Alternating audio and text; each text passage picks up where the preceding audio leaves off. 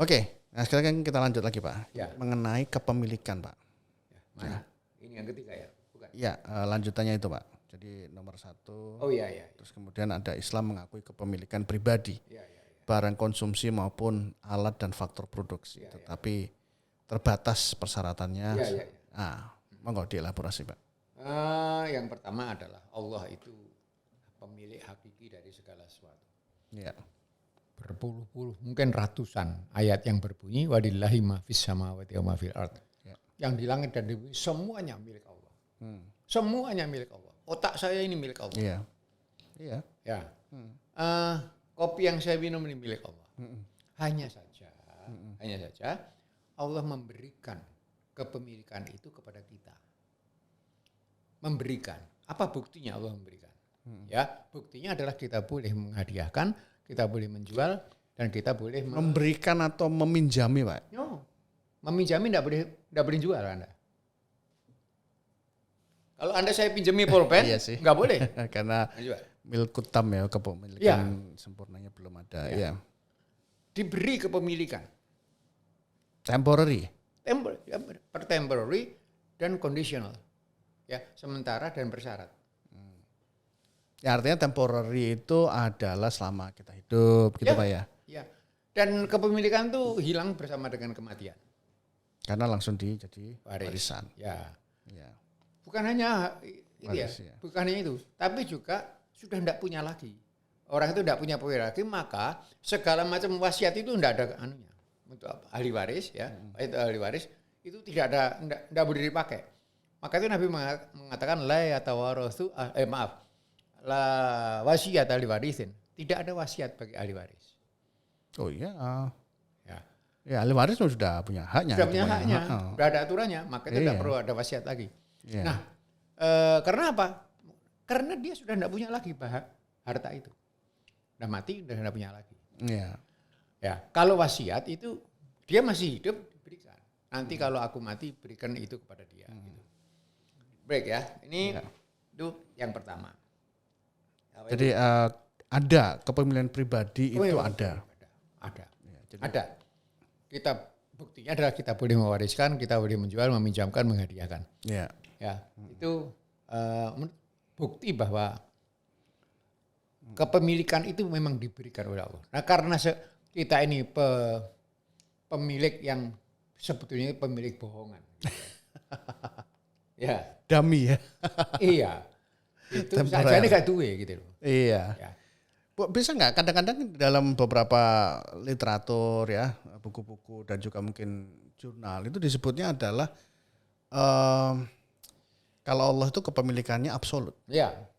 Nah, sehingga kita itu adalah relatif atau temporer dan sebagainya. Relatif itu artinya apa? Artinya tadi itu temporary and conditional.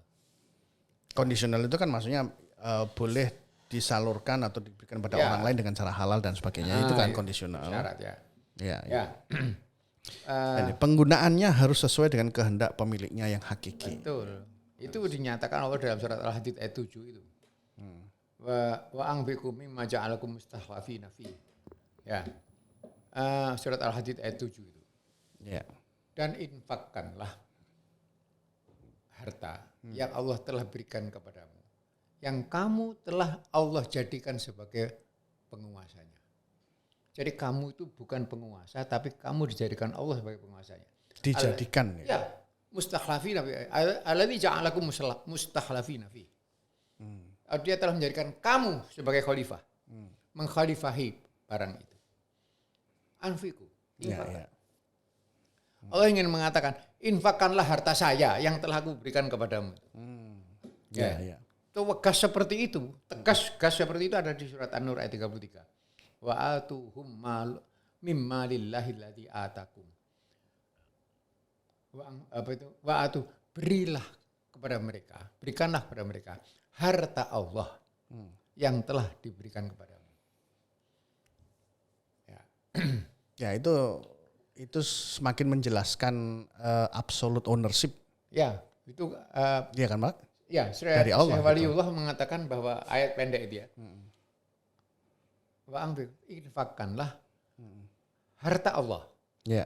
Bukan harta Allah yang telah diberikan kepadamu. Ya, ini katanya gini, yang bagian awal infakkanlah. Infakanlah. Ya, itu adalah sosialisme, yang ini alladzi atakum itu kapitalisme. Infakanlah Infakkanlah harta. itu sosialisme. Bagi-bagi sama rata, Iya. orang dapat itu sosialisme. Heeh. Ya, alladzi atakum, yang Allah telah berikan kepada kamu. Kamu sebagai pemilik itu merdeka, itu kapitalisme. Jadi itu adalah, lalu di tengah-tengah ini ada malillahi, harta Allah. Jadi tidak ada masalah dengan kapitalisme. Selama asal tunduk kepada aturan Allah. iya, caranya Tunduk. benar, setelah didapat kemudian didistribusikan Ya. sesuai dengan ya. Oke, ini menarik ini, Pak. Karena ada yang salah kadang orang menginterpretasikan bahwa Islam itu identik dengan ya tidak kapitalisme sehingga kemudian Ada yang saya menjual barang yang ya to some extent, yes, ya. Yang betul ya, perhatikan baik-baik ini perkataan Said Marton. Islam itu bukan apologi dari kapitalisme dan sosialisme. Ekonomi Islam itu seakan-akan ada orang mengatakan gitu ya, ini ada kapitalisme, ini ada sosialisme, maka muncul ekonomi Islam. Ya, no, ekonomi Islam itu ada walaupun kapitalisme sosialisme tidak ada. tidak ada. Itu yang dia istilahkan dengan Islam economic is not an apology. Bukan apologi bagi kedua. Ya, bukan apologi itu maksudnya adalah hadir karena ada sesuatu Ya, yang betul.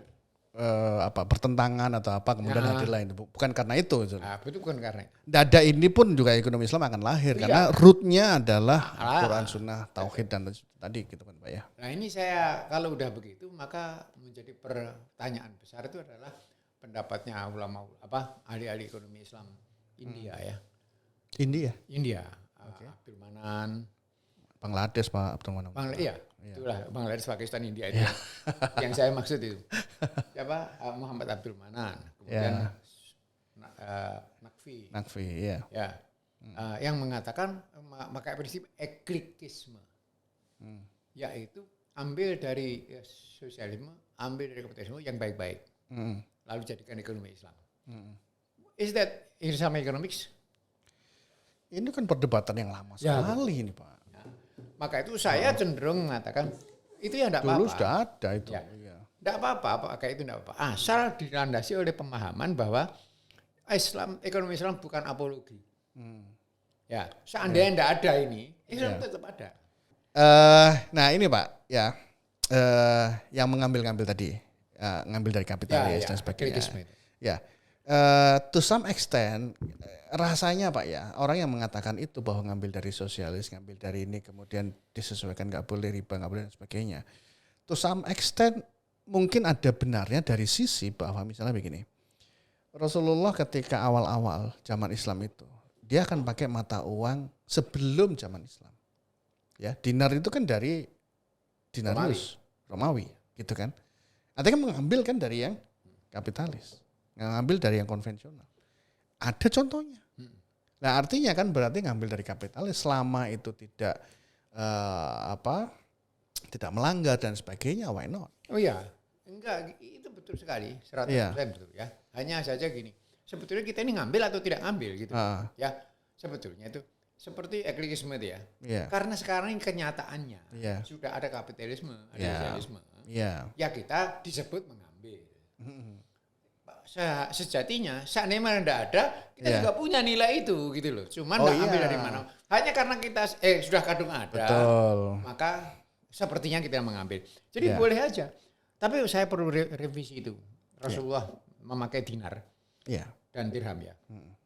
Dinar itu Romawi, dinarius, Persia, dirham Persia. Dirham itu Persia. Ya. Mengapa? Ya karena waktu itu kan awal-awal masih Makiyah ya. Itu Makiyah kan tadinya. Ya, tapi awal-awal kan mungkin fokusnya adalah masalah akidah. Sehingga yang Mekah. Di Makiyah. Ya, di Mekah. Ya, tapi ketika Mekah Rasulullah itu belum memerintahkan pakai dinar. Karena Rasulullah belum mengurusi soal-soal duniawi seperti itu. Di Madinah baru. Nah, tapi mengapa orang memakai itu apa itu? Yang Romawi itu? Dinar itu baliknya gambar salib. dipakai ya? Iya, dipakai kenapa gitu ya? Yang memberi penjelasan Josh itu Rodney Wilson. Rodney Wilson malah. Ya, itu di bukunya apa? Short History of Islamic Economics. Yang sudah saya terjemahkan itu.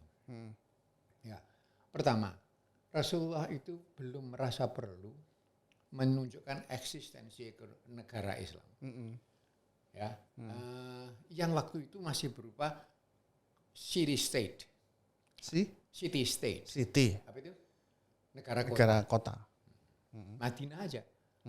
Ya, satu. Nomor dua, ini yang lebih penting. Itu isyarat bagi umatnya. Bahwa kamu akan menaklukkan atau harus menaklukkan Romawi. Ya. Ketika menggunakan. Maka Nabi memakai 3 ya. Dinar Romawi, dirham Persia dan fulus tembaga, ya. Ya. 3 negara itu kamu taklukkan. Nah, Nabi ingin mengatakan itu nanti wilayahmu. Jadi ada filosofinya gitu Pak ya? Ya, itu Rodney yang mengatakan. Rodney Wilson. Dari mana dia bisa mengambil kesimpulan bahwa itu? Ada tahu ya, mungkin analisis dia saja. Analisis saja. Ini ada isyarat dari Nabi gitu ya. Gitu. Itu di bab 5 bukunya itu. Short history katanya. Segini tebalnya. Itu short bagi dia. Iya. Mungkin short sentimeternya barangkali gitu. Short history of Islamic economics. Iya. Oke. Nah, pemilikan individu ini dibatasi oleh kepentingan umum. Ya, betul. Ya, ini udah pasti. Pasti, ya. Ya, karena kita nggak bisa melakukan seenak. Seenak udah kita. Iya. Dulu pada waktu tahun 45. Iya. Perkataan yang disebut merdeka, Indonesia merdeka itu satu yang baru bagi seluruh masyarakat. Tahun itu ya? Ya, tahun-tahun itu ya. Merdeka rek gitu ya. Merdeka rasanya bebas gak karuan gitu. Iya. Lalu ada seseorang naik sepeda. Sepedanya diparkir melintang di jalan. Ya. Kawannya mengatakan, kenapa kamu taruh di situ sepedanya? Kita udah merdeka katanya. Nah, kamu keliru mengartikan merdeka. Merdeka itu bukan berkendak semaunya. Ya, dibatasi oleh kepentingan umum. Taruh di pinggir sini sepedamu. Ya. Itu sebetulnya kan umum ya, artinya dalam Islam, dalam umum pengetahuan umum juga seperti itu gitu ya. Saya ingat dulu ketika saya di Australia, saya masih sekolah di sana, mau bikin sholat hari raya. Mau bikin? Sholat hari raya. Sholat Id. Kawan saya itu nyewa rumah yang punya halaman lebar. Luas, ya. Mau dipakai untuk malam hari raya. Saya sama kawan dari Andalas. Minta izin polisi ya. Ya, kalau sini kan mesti izin. Iya, surat izin. Saya ke sana. Ada apa? Pak gini Pak, saya ini mau bikin acara besok gini. Ya, terus tujuanmu ke sini? Minta izin. Apa izin? Izin keramaian Pak, kita mungkin izin keramaian di sini. Izin keramaian, saya kan mau gathering gitu ya. Iya. Ya gathering aja. Ganggu orang lain enggak? Enggak sih, lah ngapain kamu kesini gitu ya. Minta izin malah diketawain. Di sini enggak minta izin, ditangkep. Nah, bagi mereka itu masih tahapan tidak mengganggu kepentingan umum. Iya, maka itu. Ya memang tanya, kau pakai mikrofon yang mengarah ke sana kemari enggak? Enggak, Pak. Gitu ya. Terus mungkin kamu bikin acara di tengah jalan nari-nari atau apa? Enggak, Pak. Terus ngapain kamu kesini? Aku Pak, saya ini minta izin. No, you don't need that. Aku balik tunggu. Ya berarti kita juga harus tahu bahwa kepentingan umum itu posisinya, lokasinya di mana. Ya, as long as it doesn't bother. Ya. Public interest gitu ya. Oke. Ya. Dan yang C ini adalah saya kira umum ya. Islam menolak setiap pendapatan yang berasal dari suap, rampasan. Bukan hanya menolak ya, sebetulnya itu bukan hanya umum. Ya ini memang umum ya. Yeah. Tetapi perhatikan bahwa menolak ya, Islam tidak mengakui itu sebagai penghasilan. Tidak mengakui. Ya, di dalam ekonomi konvensional itu enggak diurus, eksogen. Tapi di Islam itu nyata diurus, ya itu tidak direkognisi. Iya. Tidak ada. Itu bukan harta. Yeah. Sama seperti apa bedanya thing dengan goods? Ya, sama-sama barang. Barang dan benda. Barang dan benda. Iya toh? Apa bedanya barang dengan benda? benda tidak dibicarakan kegunaannya. Oke. Barang pasti berguna. Maka mendung itu benda, bukan barang. Sebab itu nggak bisa dijual dan tidak produksi dan tidak ada yang mau beli. Ya. Itu misalnya ya, mendung itu misalnya. Berarti kalau barang ini adalah maksudnya tidak ada apa tadi dia bilang? Kalau benda itu pasti barang. Kalau barang belum tentu benda. Ya artinya bisa nggak barang itu undefinite? Barang. Iya. Definable. It is. Ya, maka itu Inggris tuh cukup dalam hal ini bahasa Inggris cukup bijaksana. Ya itu goods. Baik artinya. Baik. Berarti ada gunanya. Ada gunanya. Batas dari barang dan benda itu ada guna. Maka itu benda. Semua itu benda. Ya, kalau ada gunanya baru dia namanya goods. Bukan, makanya yang disebutnya adalah goods and services ya, bukan things and services itu. Bukan. Goods and services, ya. Nah, barang haram itu benda. Berarti bukan goods. Bukan, nggak masuk dalam kurva permintaan dada. Ya, kurva permintaan kita gitu ya. Sebab itu kalau saya ngajar di kelas dia, acara mikro konvensional misalnya, saya bilang ini kurva permintaan barang X halal. Saya tegaskan itu. Karena yang haram tidak bisa dijual.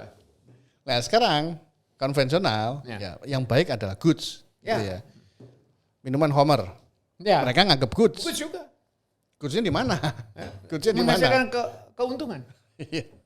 Itu. Nah pengertian mereka tentang goods itu kan pengertian apa itu? Bal kedua atau orang peduli kadal diuntal. Itu bahasa Indonesianya apa? Kayaknya ditonton sama. Tidak peduli kadal, bantal, gerakal, bungkal, telan aja gitu itu. Ya. Tapi begini Pak, nah ini suap, perampasan, kecurangan dan sebagainya ini Pak. Ini contoh-contoh. Betul. Tapi kan ini teorinya udah sangat jelas sekali ya. Tapi kadang-kadang kita merasa bahwa our daily life gitu Pak ya. Karena sudah menjadi kebiasaan, maka dianggap tidak apa-apa. Ya itu. Karena kita sudah terlalu lama, Anda dan saya ini didasari oleh ekonomi konvensional.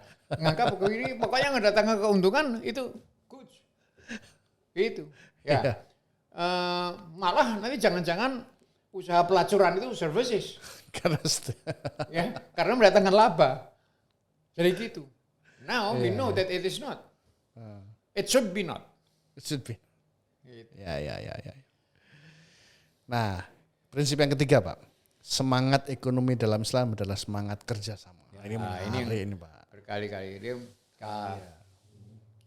ini yang nanti kalau ada pertemuan seperti kemarin makro di Bogor itu. Oh ya. Saya katakan bahwa ekonomi Islam itu bukan production economics, tapi purchasing power economics. Distribusi, ekonomi juga gitu. Itu makro. Mikronya ini. Mengapa kita selalu mengatakan persaingan sempurna, persaingan monopolistik? Kerjasamanya tidak ada. Ya karena diarahkan untuk kemenangan pribadi, makanya kemudian menganggap orang lain itu adalah lawan. Itu kan foundationnya. Pak Ses itu sampai mengatakan, saya membuka, ini kata dia kata dia, saya membuka indeksnya. Pak Ses mungkin siapa Pak Ses itu? Pak Sri Adi Swasono. Oke. Dia mengatakan ini langsung, saya dengar itu. Saya membuka indeksnya Samuelson. Semua kata ada di situ kecuali cooperation. Katanya begitu. Kerjasama, cooperation. Cooperation tidak mereka kenal. Tidak mereka kenal. Kalau mereka mengenal cooperation, mereka menyebutnya sinergi. Yang sinergi itu diartikan sebagai 2 tambah 3 sama dengan 6. Oke. Jadi kalau saya bergabung dengan Anda, harus menghasilkan laba lebih besar daripada kalau kita sendiri-sendiri. Kalau tidak begitu, namanya bukan kerjasama. Ya, karena misalnya Pak Herman perusahaan satu, terus saya perusahaan kedua, kita kurang lebih sama bidangnya gitu ya. Saya kan kalau kita kerjasama, saya cukup beli infrastruktur IT satu daripada Pak Herman beli, saya beli gitu kan. Betul. Tapi yang penting tadi adalah 2 tambah 3 sama dengan 6. Atau 2 tambah 3. Karena lebih efisien, maka jadi lebih banyak gitu. Kalau tidak, maka itu tidak sinergi namanya. Gitu. Kalau Islam itu semangatnya yang kerjasama itu, yaitu bukan semangat saya matilah kamu. Iya. Tapi semangatnya mari hidup bersama. Mari sama-sama hidup. Iya, iya. Itu. Persaingan itu kan apa itu namanya? Idenya itu ya tadi yang Anda katakan. Nah, sebetulnya perkataan persaingan itu tidak ada dalam Islam. Yang ada itu perlombaan. Perlombaan itu dibatasi fastabiqul khairat. Berlombalah dalam mengejar kebaikan. Yeah. Hanya itu saja. Tidak yang lain. Ya. Persaingan dalam arti berlomba cepat dan mematikan yang lain. Ya. Dalam arti seperti itu tidak dikenal dalam Islam. Yang dikenal itu kerjasama. Wa ta'awanu 'alal birri wat taqwa. Kerjasamalah kalian dalam kebaikan dan takwa. Itu perintah. Bentuknya itu kata perintah. Wa ta'awanu. Saling tolonglah kalian. Gitu. Maka itu sayang sekali ini tidak banyak dielaborasi oleh buku-buku mikro Islam sampai hari ini masih memakai persaingan monopolistik. Belum ada teorinya. Saya sendiri tidak cukup ilmu saya untuk membongkar misteri teorinya. Teori yang konvensional. Oh, yang kerjasama. Yang Islami. Ya. Saya sudah mencoba-coba di rumah, tapi apa ya unsur-unsur kerjasama itu apa ya? Ilmu saya kurang. Ini tugasnya para profesor. Ilmu saya kurang. Ya. Memang saya memikir lama tentang economics of purchasing power, makro, dan mikronya adalah economics of cooperation. Iya, tentunya kita tidak bisa. Tadi kan Pak Herman di awal-awal kan kita cerita ya, ini adalah foundation. Kemudian bangunan di atasnya akan mengikut kepada fondasi itu. Maka kita nggak bisa kemudian menciptakan suatu teori atau apa hanya melihat dari bangunan di atasnya, kita harus melihat juga dari fondasi. Memang didasarkan ke situ. Iya. Jadi kita harus mendasarkan diri pada fondasi itu. Setelah itu kita bikin asumsi-asumsi dan sebagainya, membangun model. Banyak melakukan ribuan penelitian itu untuk mengetahui karakteristik kerjasama itu kayak apa. Unsurnya apa saja. Ya, barang yang diperdagangkan apa. Saya hanya sampai di situ. Iya, kalau kita bicara tentang ilmu pengetahuan Pak ya, ilmu pengetahuan kan terus berkembang. Ya. Maka ketika misalnya Pak Herman menemukan sesuatu ya, yang versi Pak Herman sendiri itu udah this is my version ya on the semangat kerjasama cooperation gitu ya. Asumsinya seperti ini, modelnya seperti ini, goalsnya seperti ini dan sebagainya. That's your version. Menurut saya itu harus dipublikasikan. Tidak hanya dipublikasikan ke buku yang kemudian dicetak sendiri, Pak, orang lain nggak akan mengenal. Tetapi harus kemudian dipublish ke jurnal yang orang lain akan baca. Saya ingin itu. Tetapi saya kalau perjalanan segini ya, saya itu cuma sampai segini. Ini nggak tahu terusannya. Saya hanya tahu satu hal. Sayangnya, unsur-unsurnya nggak tahu. Barang apa yang diperdagangkan di dalam ekonomi kerjasama. Kalau saya bisa menjawab pertanyaan itu, saya juga bisa menjawab pertanyaan barang apa yang diperdagangkan dalam ekonomi persaingan. Maksudnya jenis barangnya, karakteristiknya. Ya, sampai situ dok. Terusnya saya nggak tahu. Kalau tahu saya tulis. Ya, artinya ketika kemudian argumen Pak Herman yang tadi Pak Herman mengatakan bahwa Pak Herman hanya tahu segini, tapi Pak Herman bisa kemudian mencari argumen, definisi, logika dan sebagainya. Iya, that's enough. Not enough. Oh enggak dong. Dan sekarang tujuannya apa? One page saja itu. Oh, berarti harus perlu elaborasi. Argumen naratifnya harus ada. Ya. Karena gampang kali argumen. Iya, argumen naratif yang kemudian dicocokkan dengan. Tapi cuma mandek situ. Nah ini harusnya itu nanti harus untuk pasar. Iya itu nanti. Betul maksud saya. Saya tahu itu. Bisa jawab dengan mudah itu. Iya itu perlu elaborasi lebih lanjut. Oke nanti itu untuk perbincangan lain ya. Nah ayat-ayat ini menegaskan itu wa ta'awanu tadi itu ya. Atau 41 ini wal mu'minuna wal mu'minatu ba'duhum awliya'u ba'din. Ya. Itu at-taubah. Nah, hadis Nabi ini apa itu? An Abu Hurairah qala Rasulullah la tahasadu wala tanajashu wala tabaghadu wala tadabaru wala yabi'u ba'dukum ala bai'a ba'din wa kunu ibadallahi ikhwana. Ini semuanya kerjasama, kasih sayang dan kerjasama. Ya, it can be applied in any area ya. Not only economics, also but also politics, also everything. Iya, betul. Itu. Iya. Nah, sayangnya politik juga kita masih sesama Islam, kalau partainya lain bisa pukul-pukulan. Iya. Iya. Masih semangat apa? Persaingan. Iya. Oke, itu nanti di luar konteks ini, Pak. Ini Ya. sensitif, Pak, kalau bicara politik di tahun-tahun ini, Pak. Dan nanti kita kalau saya dan Anda sudah menjadi capres, itu baru. Iya, Pak Herman capresnya. Saya? Saya apa? Kamu ketua MPR aja lah. Lebih tinggi dari presiden itu. Iya, betul. Baik, kita lanjut, Pak. Nah, ini yang penting nih, Pak. Harta tidak boleh beredar di antara orang kaya saja. Ini ayat yang sangat penting, sangat populer ya. Iya. Surat Al-Hasr ayat 7 itu. Betul. Ya. Ma'afa Allah ala rasuli min ahli al-qura falillahi walil rasuli walidil qurba wal yatama wal masakin wa misabili kai la yakuna dulatan bainal Minkum, ya. Ya, jangan sampai harta itu beredar hanya di antara orang kaya kalian saja. What does it mean? Ya. Ini garis dari Allah. Jadi ini sudah perintah dari Allah. Kalau kita terjemahkan, ada 3 terjemahannya di situ itu ya. Ini yang pertama, ayat itu berarti adalah distribusi pendapatan, distribusi kekayaan, dan employment. Ya. Jangan epeh itu apa sih? Apa epeh? Ya, mau memiliki segala oleh saya, gitu ya. Itu epeh. Mau memiliki semua. Ya. Enggak peduli kamu mau makan atau mau tidak, kerja atau tidak, gitu ya. Oke. No, kaila yakuna dulatan bainal. Harus ada sistem, harus dibuat sistem yang menyebabkan orang itu tidak bisa epeh. Yang ini sampai Tadi apa, Pak? Jadi kalau gini ya, seorang ayah gitu ya, punya anak 3, kasih permen 5, terus salah satu anaknya ambil 4. Ojo epeh gue.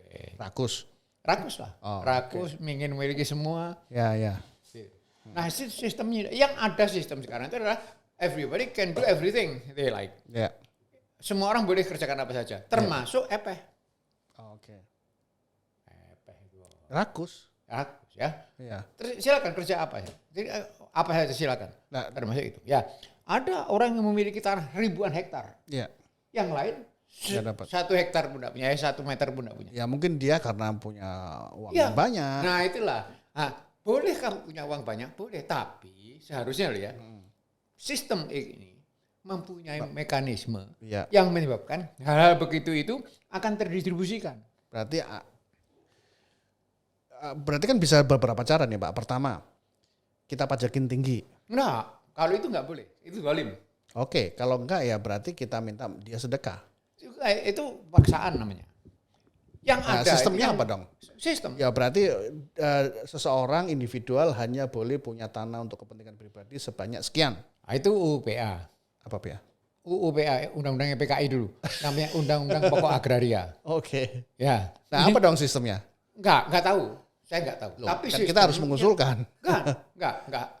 Itu sistem yang menyebabkan semua orang rela menjalani tanpa merasa ditolimi, gitu ya. Tetapi harta itu mengalir sesuai dengan perintah ini. Itu memang saya belum pernah memikirkan itu, jadi saya tidak bisa membayangkan. Tetapi contohnya seperti begini. Bagaimana membuat supaya lempar jumroh itu tidak berjubel sampai orang ada yang terinjak mati dan sebagainya, gitu ya. Ya, itu dibikin sistem sehingga orang tuh hanya bisa berjalan satu arah. Tidak bisa bolak-balik. Oke. Nah, semua orang akan maka akan aman terusan. Kalau dulu kan tidak, semua orang habis lempar bisa balik ke sini. Tabrakan. Gitu. Jadi sistem itu akan memaksa. Kayak orang tawaf. Ya, sistem yang dibikin harus putar ke kiri. Ya. Udah enggak ada yang terinjak. Lawan jarum jam. Iya. Enggak ada yang terinjak. Apa? Berawan dengan dia ya. Apa namanya itu? Reverse. Lalita Vistara ya atau Pradaksina? Aduh, enggak apa. Ya pokoknya Perlawanan jarum jam lah. Ya itu setara. Kalau kita ke Borobudur kan harus lari kita setara. Nah, itu kalau tahu. Kalau untuk melihat gambar yang di sini, untuk melihat gambar yang di sana harus Pradaksina. Nah, ya yang menarik di sini adalah kita harus buat tata kelola semacam itu kan. Seperti itu ya. Tapi menurut saya gini Pak, Islam sendiri itu sudah ada embedded di situ bahwa dipakai Pak. Ya. Embedded di situ bahwa kemudian ada zakat, ada perintah zakat, Ya, ada perintah ini dan sebagainya. Cuman Makanya itu tidak diimplement dengan maksimum. nah, bahwa itu diimplementasi nggak maksimum itu adalah bukan salah agamanya, salah orangnya. Iya, maka itu harus membuat sistem bagaimana orang tuh otomatis membayar zakat. Dan itu sudah terimplementasi dulu. Di zaman Nabi itu orang tuh dengan sendirinya bayar. Nah itulah kalau menurut saya Pak yang membedakan kemudian ini koreksi kalau saya salah Pak ya, bahwa ekonomi Islam dan kemudian ada ekonomi yang lain gitu ya. Kalau dalam ekonomi Islam itu mengarah kepada, makanya kemudian tadi akidah itu menjadi penting Pak. Ya. Akidah itu menjadi penting sehingga penciptaan akidah yang baik itu secara otomatis dia akan bersedekah tanpa disuruh.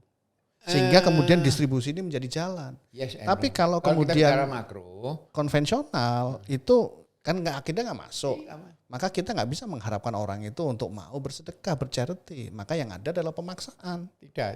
Iya dan tidak. Jangan lupa bahwa kita ini menciptakan Islamic man bukan Muslim.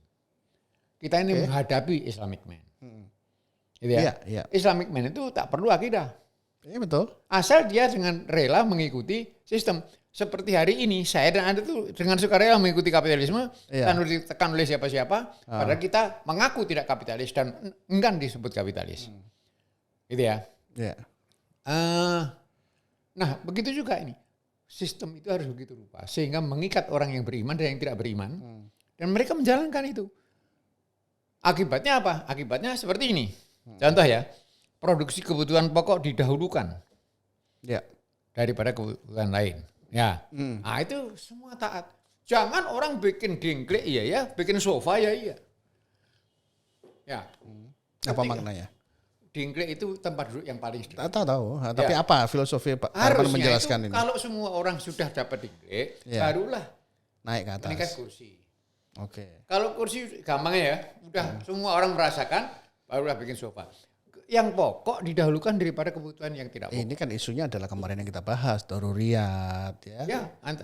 Seperti hajiat. kalau daruriyat sudah terpenuhi, kita ke tahsiniat. Sekarang kan tidak, semua barang diproduksi. Dan akibatnya apa? Akibatnya banyak orang yang tidak dapat membeli beras pun tidak bisa. Karena jumlahnya. Karena sebagian besar kekuatan produksi kita dipakai untuk produksi yang lain. Iya. Ya karena lebih menguntungkan. Nah, kalau sudah profit itu merupakan main motive of production atau of trade gitu ya. Not only main but the only. The only motive. Sudah ruwet udah kalau begitu.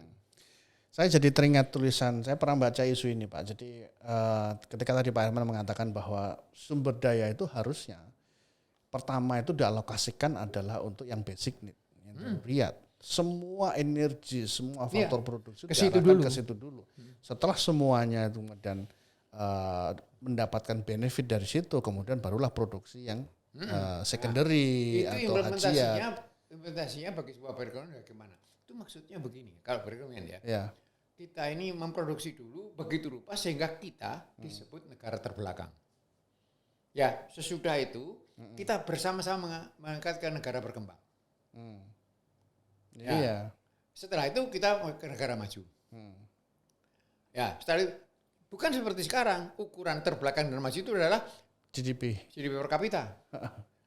Gitu, ukurannya siapa? Kinderberger itu ya. Yang pertama-tama mengatakan Kinderberger. Terus diakui orang sampai sekarang.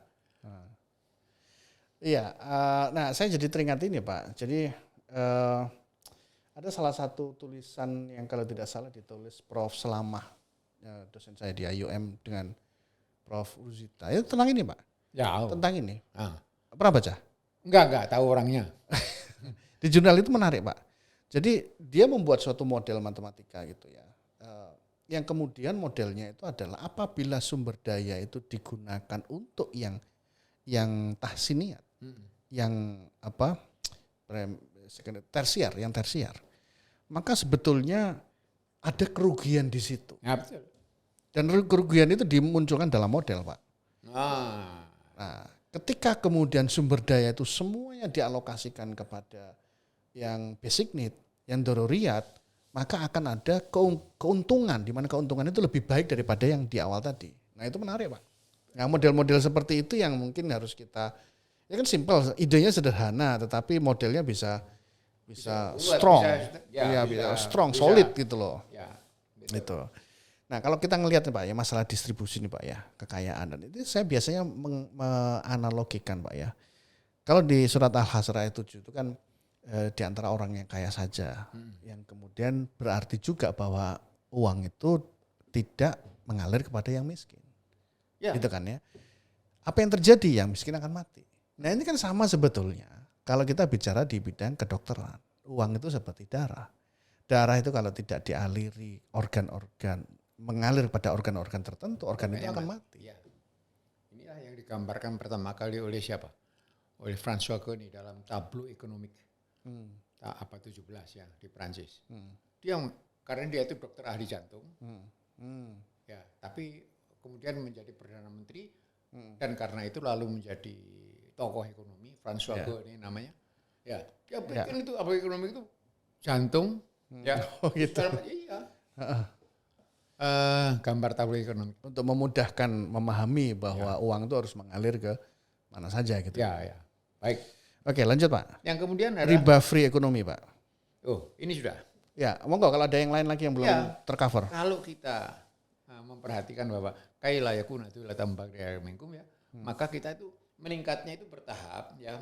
Ya, satu. Kalau udah begitu, itu artinya apa? Artinya profit maximization tidak lagi penting. Yang penting adalah maslahat bersama. Iya. Ya, saya harus memproduksi beras misalnya gitu ya. Iya. Padahal beras itu saya tidak bisa sampai kepada profit maximization ya atau optimal efficiency. Ya, normal profit jadinya. Ya minimum normal profit. Gitu ya. Tetapi tidak penting profit maximization itu bukan tujuan. Ya. Bukan tujuan. Dan ini kembali kepada ekonomi kerjasama tadi itu. Ekonomi kerjasama itu profit maximization, individual firms profit maximization itu tidak penting. Yang penting itu adalah common profit. Maslahatul ammah. Ya, ada satu yang mungkin kita perlu diskusi Pak. Dulu kan kita masih ingat waktu zamannya Pak Soeharto Pak ya. Ada sesuatu yang baik yang Pak Harto selalu katakan pada masyarakat pada saat itu adalah sudah makan nasi, artinya dari beras gitu kan. Itu sebenarnya tujuannya adalah untuk melihat kesejahteraan. Ya. Bahwa ketika sudah tarafnya adalah sudah makan dengan beras, dengan nasi, itu berarti sudah meninggalkan yang lama dan mampu untuk membeli beras. Karena waktu itu kan beras juga tidak murah gitu Pak ya. Sehingga kesejahteraannya bagus. Tetapi perkataan itu kemudian menjadi budaya sampai sekarang. Sehingga kemudian orang mengatakan bahwa kalau belum makan nasi, maka belum makan. Kalau itu bukan budaya baru-baru ini. Mendekat Pak ke sini Pak. Itu budaya sejak zaman sudah lama ya. Dulu. Iya, tapi maksud saya begini Pak. Apa yang dikatakan Pak Harto yang zaman dahulu itu bagus. Menurut saya harusnya Pak Harto waktu itu mengatakan bahwa kita punya bahan pokok itu beras, jagung, dan lain sebagainya, kentang dan sebagainya. Supaya apa? Kita tidak tergantung pada satu jenis. Saya melihatnya, saya agak berbeda mungkin dengan Pak Herman. Ya. Karena apa? Bagus. Dengan pertama, ketika kita ingin menjelaskan bahwa bahan pokok kita itu tidak hanya beras, tapi juga ada jagung, kentang, dan lain sebagainya, maka kita mensyukuri apa yang Allah berikan pada kita. Satu. Itu ya. Yang lain adalah masalah ekonomi. Ketika kemudian kita bisa sangat fleksibel, oke kalau beras mahal saya akan pindah ke jagung. Kalau jagung mahal saya akan pindah ke kentang. Dan sebagainya. Artinya apa? Kita menjadi manusia yang fleksibel, tidak tergantung kepada beras saja. Nah sehingga apa? Masalahnya adalah kalau sekarang kemudian orang berpikir bahwa harus makan dengan nasi, dengan beras. Ketika beras itu kemudian lagi defisit, kita import. Nah kita kan berusaha untuk tidak import. Dengan apa? Pola makan kita yang kemudian harus kita rubah. Itu maksud saya. Ya, itu jawaban salah seorang capres. Saya nggak ngeliat capres. Anda tidak tahu itu, tapi saya tahu. Anda tidak tahu bahwa itu pernah dijawabkan oleh seorang capres. Mungkin Anda pas tidak lihat. Oh iya. Itu murni pendapat Anda. Tapi that is not the problem. Gini, saya makan apa? Itu bukan soal keberagaman keberagaman ya. Ya, variety, ya. Bukan soal itu, tapi juga soal cuaca, iklim, dan sebagainya. Orang Barat itu Anda paksa makan nasi tidak mau. Ya, dia makannya kentang sama roti. Iya, artinya kan kita Allah sudah memberikan kentang, Allah memberikan jagung pada kita, gitu ya. Ya, untuk kita yang di sini, karena iklim, karena cuaca, karena segala angin dan sebagainya, nasi. Itu kalau dikasih makanan yang lain, berat. Itu hanya masalah pembiasaan. Ini. Iya. Bukan. Ada yang lebih penting dari itu. Ya. Anda tadi mengucapkan sesuatu yang pernah diucapkan oleh Capres ya. Saya nggak tahu loh Pak Capres ya Pak. Ada nggak tahu dan tidak akan saya beritahu. Memang Anda tidak mencontoh. Kalau saya memang mencontoh. Ya, Capres yang satunya lagi. Saya nggak tahu. Ya. Iya. Siapa lah. Ya, tapi saya mengatakan saya mencontoh dia. Oke. Katanya begini. Kalau beras mahal, petani makmur, itu wajar. Oke. Iya. Kalau beras mahal, petani miskin, maka ada kesalahan dalam tata niaga. Oke, iya. Yang diperbaiki bukan variety, tetapi tata niaga. Ya jelas lah tata niaga itu yang perlu diperbaiki di mana-mana pun juga tata niaga itu perlu. Jangan paksa orang makan jagung atau pohong. Iya. Udah naik. Coba bayangkan sekarang. Ya, kalau tata niaga bagus, beras murah, itu semua orang bisa makan, kan bagus. Saya melihatnya adalah dari sisi fleksibilitas, Pak. Kita sebagai manusia, bahwa kita akan bisa fleksibel dengan makanan pokok apa saja. Itu kalau kita, Anda melupakan kodrat yang harus dipenuhi oleh orang yang tinggal daerah tropis. Nggak bisa seperti itu. Ya. Itu masalah budaya kok, Pak. Enggak. Orang Jepang itu, gitu. Kenapa? Orang Jepang itu nasi Jepang. Bukan. Nasi Jepang mahal. Sticky rice itu. Sticky rice. Hampir seperti ketan, tapi bukan ketan. Japonica namanya. Ya, yang bisa Apa orang Jepang? Nah, orang Jepang itu mengapa tidak mengenal rempah-rempah? Tidak mengenal. Ya, bumbunya itu cuma garam sama gula tok. Sedangkan kita, rawon gulai, enggak karu-karuan itu. Gitu ya. Ketika saya membeli lombok di Australia, di FCD gitu ya. Iya. Oh yes gitu ya. Kasih bubuan itu. Lombok buah ya. Bubuk. Is it hot gitu ya. Apakah ini pedas spicy, gitu ya? Spicy maksudnya. Enggak ya, bukan spicy tapi hot, pedas. Sama spicy. Spicy itu kan rempah, ini pedas. Oke. Yes, hot but chili. I'm afraid that it is not as hot as one in your country. Katanya gitu. Indonesia lebih pedas ya. Terus, oke enggak apa-apa ya saya beli, saya bilang gitu. Ya. Artinya mereka tuh tidak mengenal makanan berempah. Bumbunya itu saja gitu. Kalau mereka ke sini baru mereka tahu rempah-rempah itu banyak. Tapi ternyata bukan hanya kita. Semua penduduk tropis begitu. Oke. Nah, kalau Anda hidup di daerah dingin ya dalam waktu lama, maka Anda akan harus atau merasa terpaksa makan jenis yang ini bukan yang itu. So, gitu ya. Tidak jadi masalah menjadi fleksibel. Iya. Tidak jadi masalah menjadi apa itu namanya mensyukuri nikmat Allah. Bagus sekali gitu ya. Tetapi masalah utama itu sebetulnya bukan itu. Masalah utamanya adalah tata niaga. Ini kata Presiden tadi itu. Iya. Oke, itulah. Ya. Oke, ada peran pemerintah di sini. Jam ya. Oke. Berarti belum selesai loh Pak, masih ada sekitar 6 halaman lagi. Nanti kita next time aja. Ya. Baik. Karena Pak Herman ada acara, maka kita pending dulu pembahasan sistem ekonomi Islam. Nanti kita lanjutin Pak ya. Tak boleh panjang-panjang karena orang bosan mendengarkan. Enggak. Iya. Siapa yang bosan mendengarkan Pak Herman itu siapa? Siapapun kecuali Anda. Baik, itu aja. Terima kasih Pak Herman atas diskusi kita. Barakallah. Baik, kawan-kawan semua, mari kita sama-sama tutup dengan hamdalah bersama-sama. Alhamdulillah. Sekian, terima kasih. Wassalamualaikum warahmatullahi wabarakatuh.